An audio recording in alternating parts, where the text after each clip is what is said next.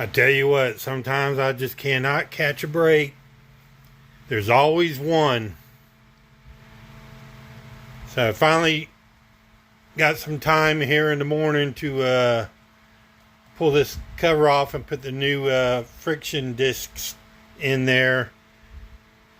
And all these nuts will come loose right here. But this one right here is just free spinning. It's not coming off.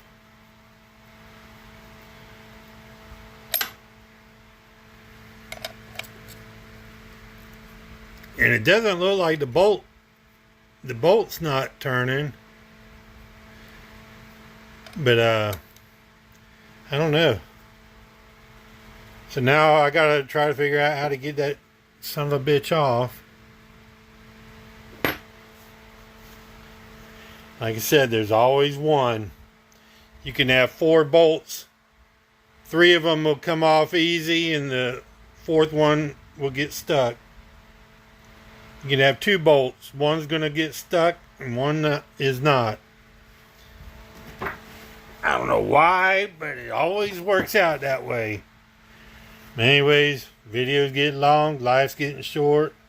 I might just say F it and go for a ride on my Road King. Peace out.